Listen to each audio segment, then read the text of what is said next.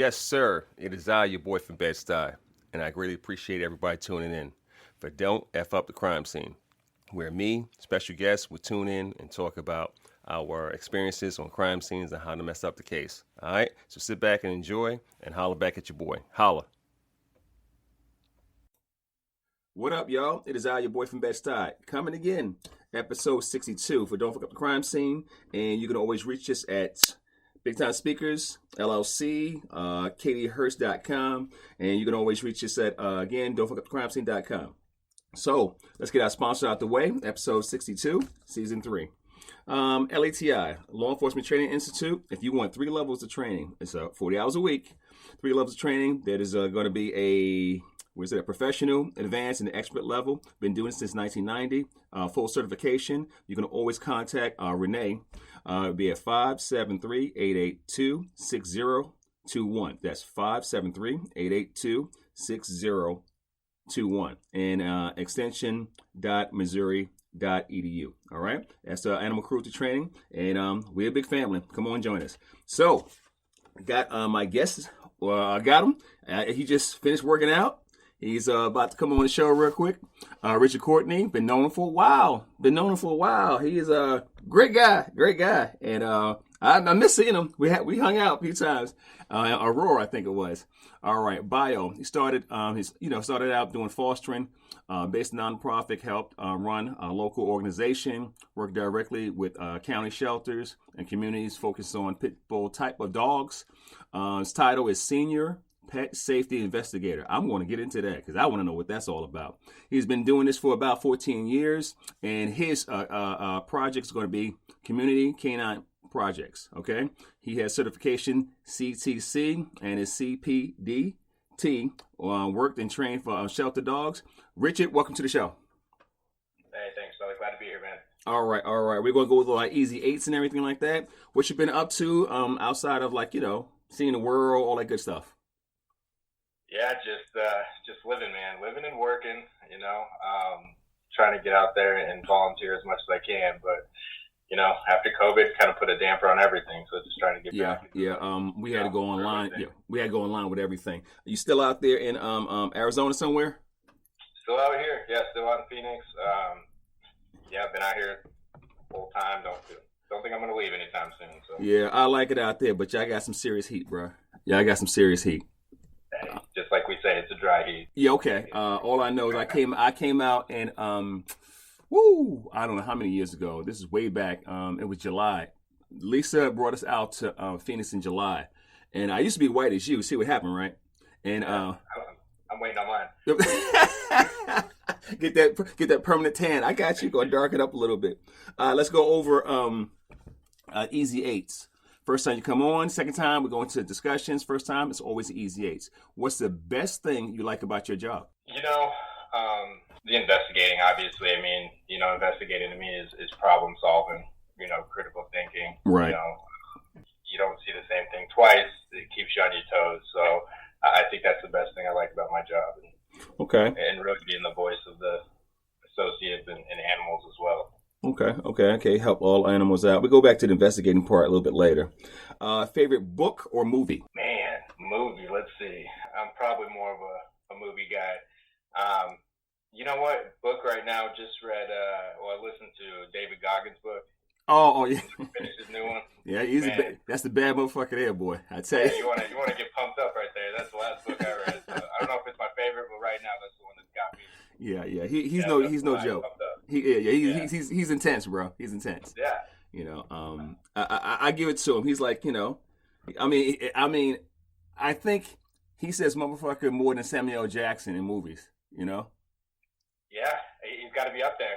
Yeah, and he very intense, but he does it. I watched him on the Joe Rogan show a few times, and I'm like, it's him and the other Navy SEAL guy. What's his name? Kind of big brawn guy. Looks like yes. Oh, he's something serious, man. That's that's a good show. Never lived that lifestyle. Yeah. But at least I got someone yelling at me in a book. They go hard, bro. They go hard in the paint. But the one thing I was listening to Jocko one time, and he was like, He says, how do Navy SEALs do in a fight? They walk away. You know, he's like, avoid. He said, don't. He said, I got feet. I run away. And you know, it kind of took me. I was like, what? He's like, bruh, just avoid it. Because I usually tell people, well, younger people, I always say, hey, there's no winning when you have a fight. Even if you win, you lose. You know what I'm saying? And it makes perfect sense. So, movie. Did you say which movie? Didn't say movie, book. Man, movie's a tough one. I'm a classic Tarantino guy. Okay. Okay. Yeah. Okay. All right. Dog. Always gonna say that for favorite. Yeah. I like Kill Bill. I like I don't know if it's like 1 or 2. It's the same movie, but you know, I like Kill Bill. I like what was it? Dust to Dawn. I think the first one. Oh, Dust to Dawn. Yeah. You know. What was your most interesting case you worked so far? Just due to my job, I can't really talk about. Okay, go. No, okay, yeah. I got you. I work corporate, but right. Yeah, I can't really go into that. Okay. We'll slide to the next one. Okay. No problem. Favorite food to cook or eat? Oh man, I'm in Arizona. I gotta go with Mexican food. What's your favorite dish? I like empanadas. I'm just a burrito guy, man. Really? I'm simple. Nothing fancy for me. Restaurant or truck? I would truck. The dirtier the better, you know. Yeah, I haven't been Phoenix. I mean, you know, layovers, but I haven't been to Phoenix in a minute, bro. I've been New Mexico a few times, but Phoenix, yeah, it's been a minute. Because even when I come there, I stay in Gilbert, and what's next to it? Yeah. What's next to it? There's Mesa Gilbert. Right, and Chandler. Yeah. What's the county? The hell? Maricopa. That's it. Yeah. Weren't you guys? Didn't you do a Tucson? Oh, you know something? Duh.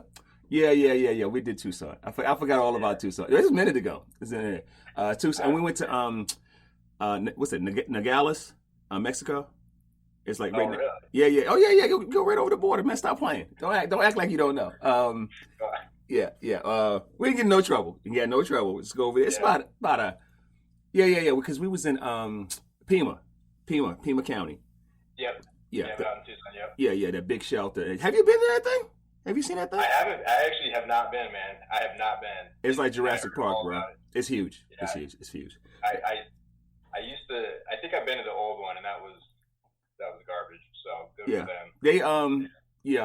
They built the new one and they rehabbed the old one. So they got mad space out there. They got deep pockets though. All right. Good. Yeah, we need those pockets out here. All right. Favorite place to visit or vacation? Mexico. Whereabouts? Cabo. Really? We're getting married in Cabo. So. Okay. I like Oaxaca. I like the tequila over there. You know, a little bit. You know, I'm a tequila guy. We did Cancun 2 years ago. Cancun's good too. But yeah, Mexico right now. Okay. All right. Are you a great teammate? I like to think so. No say no. No complaints. Okay. Yeah. Do people say no to that question? Yeah. Okay. So what they try to do, they explain it.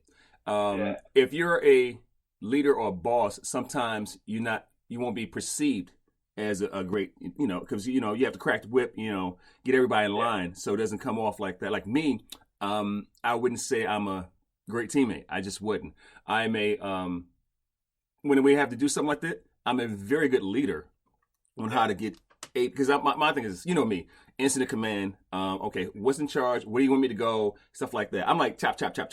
So it ain't no feelings. You know what I'm saying? I'm like, hey, let's go because I like my investigations. It's like hoarding or it's large scale. Start in the morning, finish up by evening because we got daylight. You know what I'm saying? I don't like doing overnight. That's not me, bro. Walking to somebody's house and no power, falling through the steps, stuff like that. I'm not that guy. Goat trying to, buck you and everything. I'm not that guy. That's for y'all young people. I'm old. Yeah. Are you? I like to say yes. I mean, I like to jump in. I get motivated by helping. Yeah. So the more I can jump in and assist, that's what kind of drives me. So I'd like to say yes. Okay. All right. Hopefully other people say yes as well. My teammates say yes. Are you a dog or cat person, and why? Oh, dog person for sure. No Dog. cats? No cats at all? No, not even. I'm not even gonna think about that one. I mean, just, just I just get along better with dogs. I think I'm more of a dog person. Like I can relate to dogs. I'm more outgoing. Right. Know, Okay. out Okay. there. What's You know, called? and the companionship of dogs. So, like I said, I went from dogs, small dogs, big dogs, small dogs, and I got two cats. And Yeah, yeah, it's different. They total different dynamic. Do I miss having a dog? At times. It's easy yeah. for me to travel. You know what I'm saying?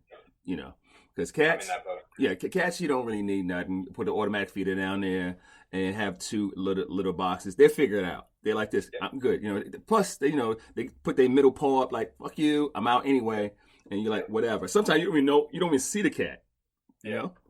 Yeah, no, it's even the difference between a big dog and a small dog, man. I went from big dogs, and my fiance had a small dog, and that's night and day too. So what you call it? Okay, so we did the easy eights. That was quick and stuff like that. Tell me more. I really want to know about this senior pet safety investigator. Explain that term and what does that do? Yeah, so we work. I work for a national retail chain. Grooming, boarding, Right, right, daycare, all that services. Millions of pets come in through the door a day. So right. we look at every claim of injury or injury that happens in our care. So we don't necessarily have crime scenes or anything like that, but we have to do. It's more of a corporate investigation. Got it. Liability, stuff like that. Liability and stuff like that. But I mean, we are still looking at everything as a whole and gathering evidence and Okay. Okay. really to either Okay. I got it. see if there was wrongdoing or Negligence some way. I got you. All right. Community canine project. Let's talk about that and training the dogs at the shelters. Is that a passion? What's going on? Yeah, so I've been a nonprofit for years. I mean, I started out nonprofit just volunteering. I mean, it's easy to get caught up in that, and did that for years. Fostering, volunteering with a small organization. Then I jumped on the board of another larger organization, kind of helping them run a organization. And in that organization, we did work with our shelter. We provided volunteer work, funds, grants, and then we had a program that trained shelter dogs. Really offered free training to adopters to help training. Training's the number one issue, not the number one, but a big issue why dogs get returned. So we tried to intervene there and help keep dogs out of the shelter. That was with my prior organization. I left that organization to help start Community Canine Project. So we're just a smaller group.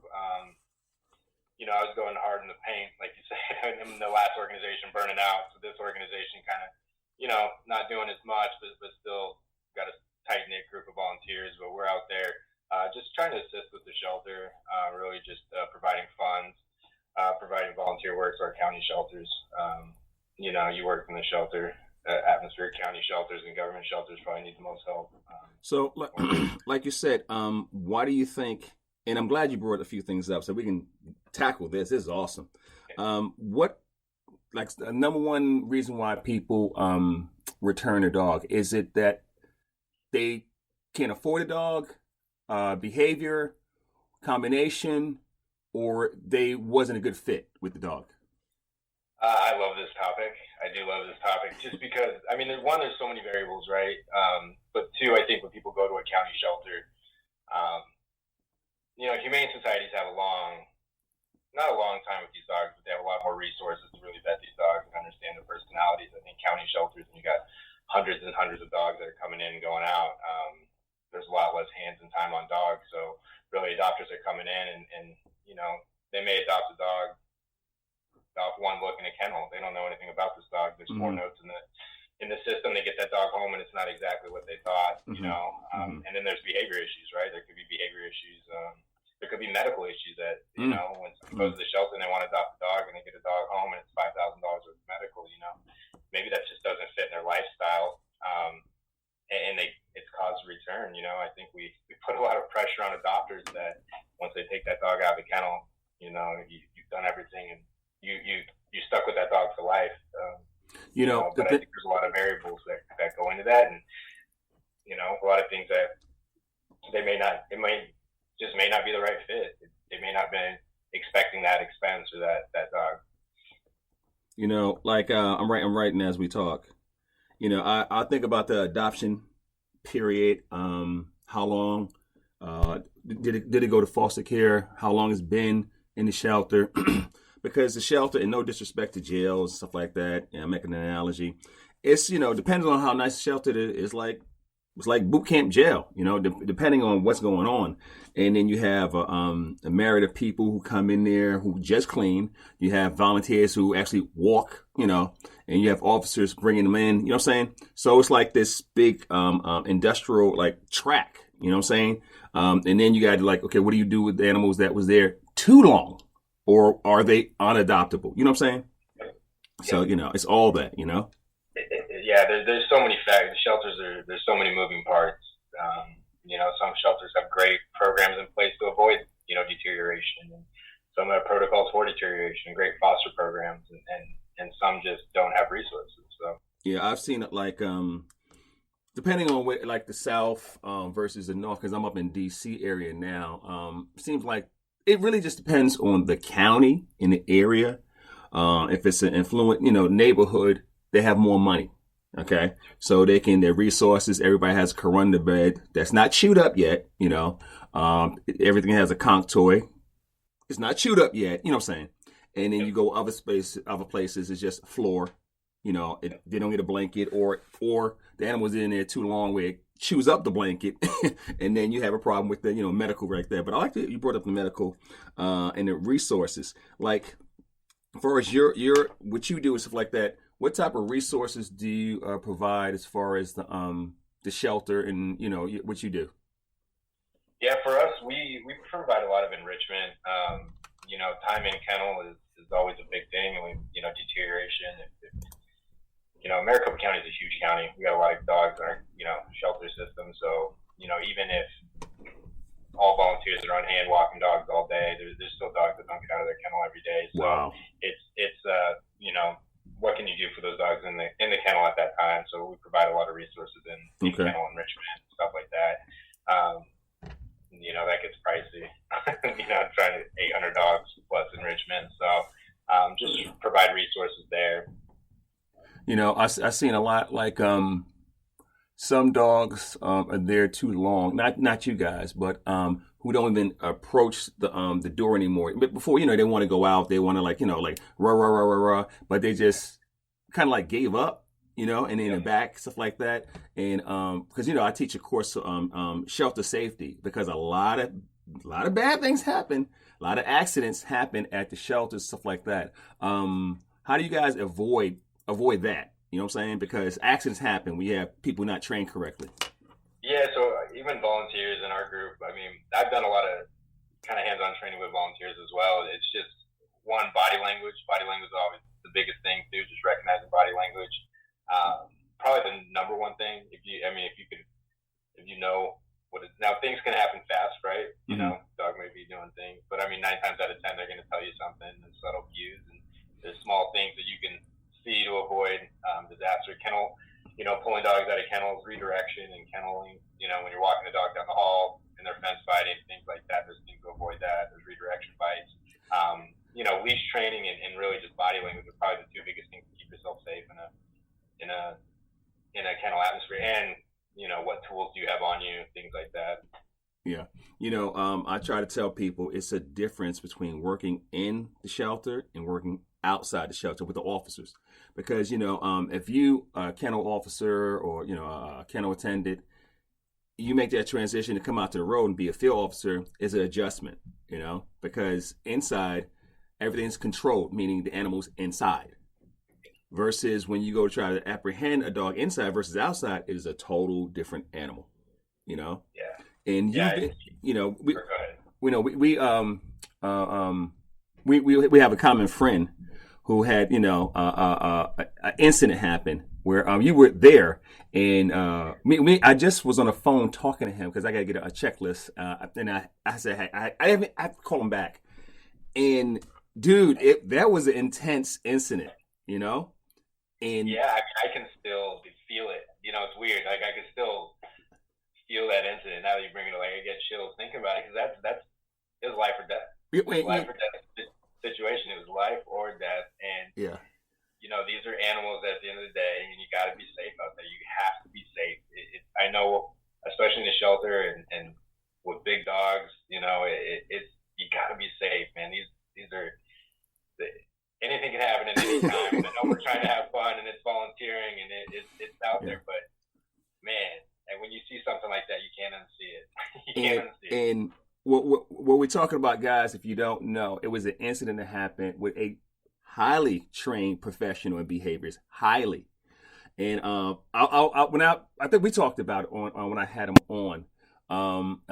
We talked about Jim, and it was, and you were there, but I was like, because he showed it to me on film, and I was like, dude, and it happened so quick.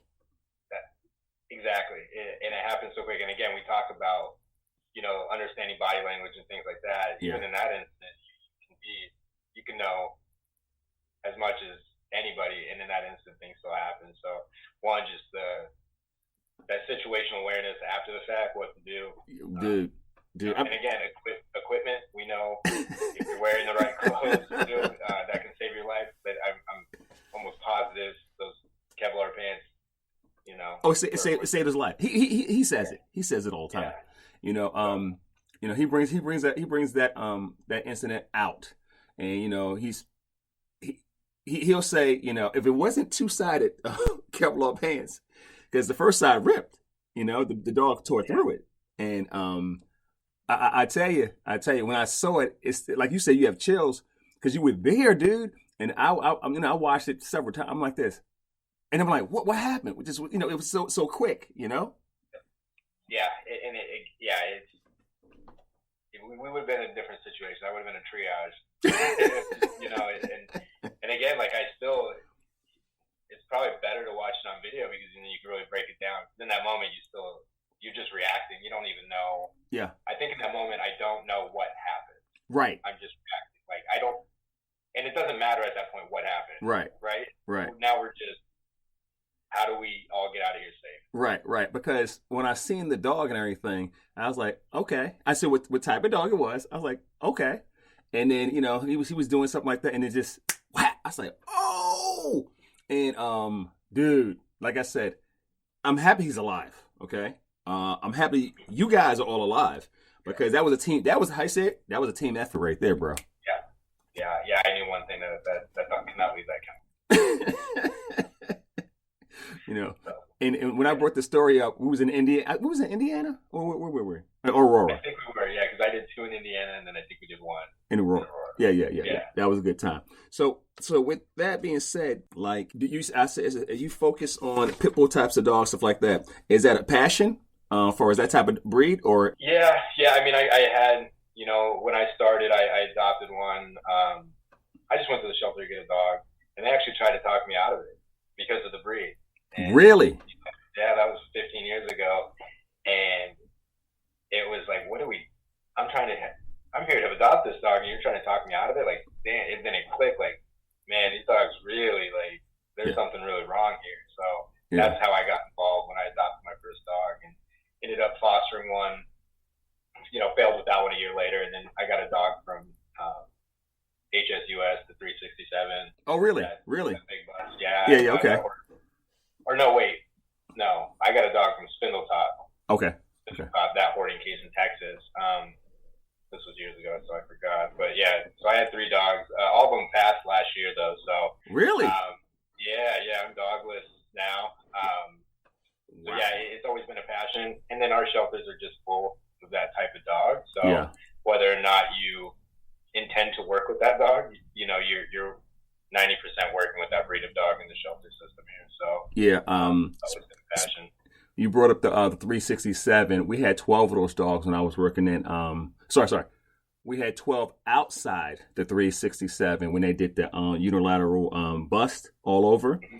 It was 12 not included in the search warrant at that time. They added it up later on because I spoke to Chris, and Chris said, "Yo, go figure, right?"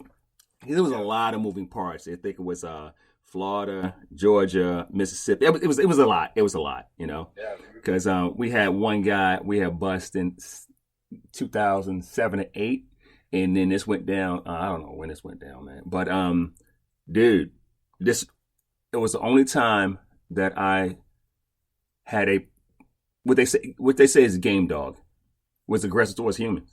The first time I found him, and she was a beast, bro. And it was not. I was like this because I mean she was taking the catch pose, couldn't get her out. It was rough. It was rough.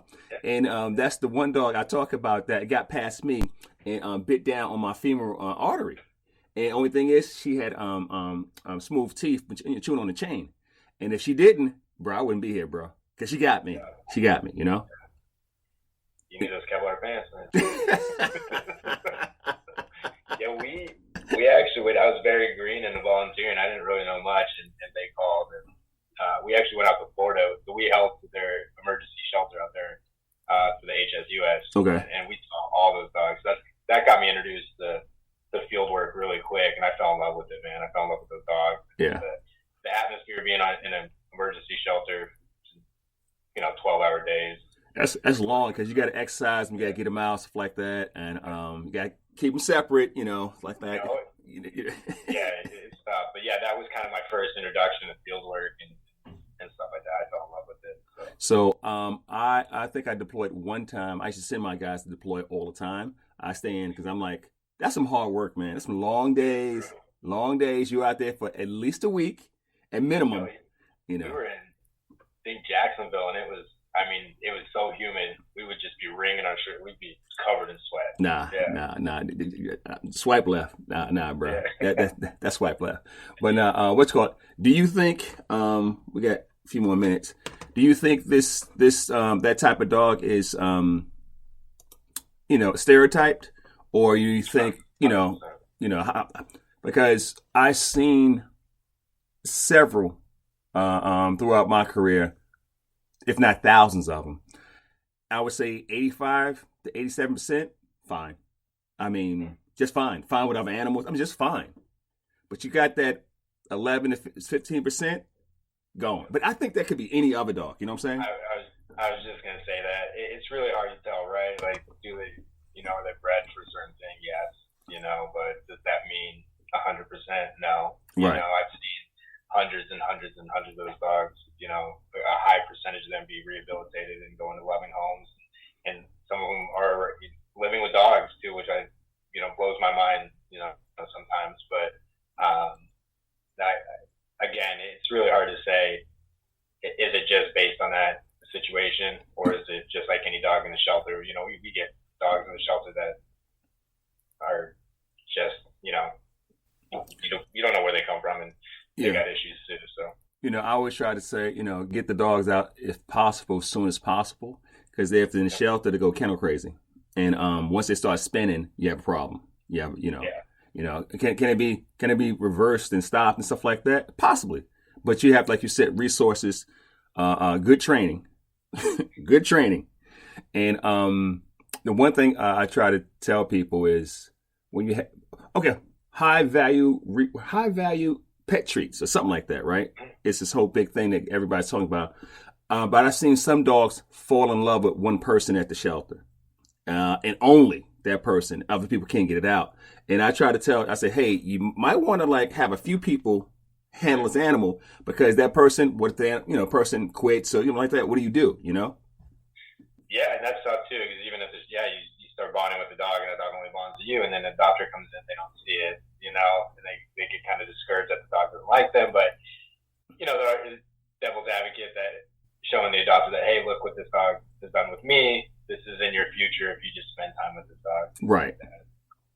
It's possible. But yeah, I think not one person should be spending all that time with one dog anyways, right? We should be rotating in and out, get them new experiences, new environments, and just acclimated to new things in general. So yeah. The thing is, it's just so many dogs coming in. I had a conversation. I was down in Austin. I did Texas Unites, and then I was like, I'm a big advocate of mandatory spay neuter. I think it's necessary. But you had some people argue, not so much against it, but say, well, there are other ways. I'm like, what? I'm like, if you just spay and neuter, you decrease, the population. You know what I'm saying? I'm like, there's like, well, I'm like, no, I don't. And we went back and forth and everything to agree to disagree without being disagreeable. But I was like, mandatory spay and neuter. You know what I'm saying? And if you want to have litter, stuff like that, yeah, you got to pay tax for it. You know what I'm saying? Or license. Yeah, I mean, right. You got to pay for it and do the right thing and actually go get put in the work if you want to do that. Yeah. As I get it, there might be health concerns or things like that. There may be exceptions, but. Yeah, I mean, don't get me wrong. Without going in too deep with agriculture and stuff like that and everything, hunting dogs, boy, you're going to have a problem right there. Because the hunting lobbyist wins, and they will continue to win.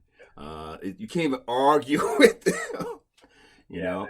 There's just so many animal welfare in general. There's so many facets and so many different areas and different things to consider. So that's why I like these talks and just the open-mindedness of these different situations and the different avenues of them. Because I think people get very one-sided in the animal welfare. And this is how we do it. This is what we do. And it's not that simple. It's not that simple what we're dealing with out here. So. And the thing is, because you're talking about a live animal versus like I tell people, when you seize the animal for a court case, what are we going to do? Because things would be okay, things are not okay, because the life for the animal might not be good, if you keep them there too long. So if you could foster them out, and even though it's a case, you gotta get that chain of custody, stuff like that, Yeah, and then if something happens to that dog, it's live evidence, and you gotta be careful because that's not your property until that court case is done, unless they sign it over. So there's a lot of it's messy at best. You're like I tell people live, dead, unborn, underneath, on top. The warrant and everything like that.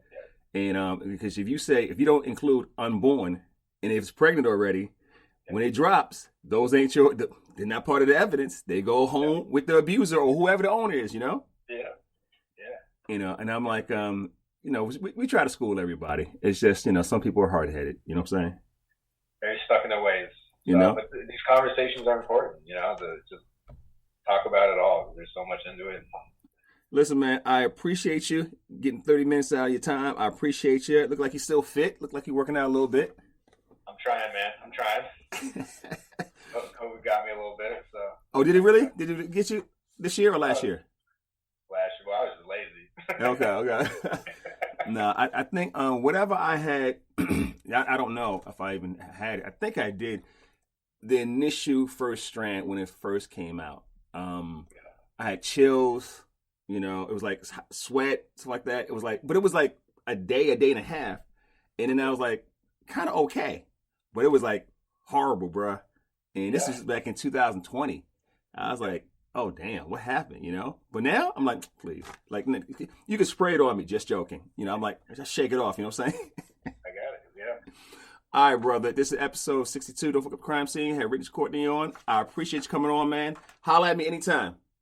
I got you, man, Kevin. I appreciate it. All right. Talk to you later, bro. And that's a wrap. Greatly appreciate everybody tuning in. It was a pleasure. I always have fun talking my stories and all that good stuff. So again, tune in to dfutcs.com. Don't F up the crime scene. Holla back at you guys later.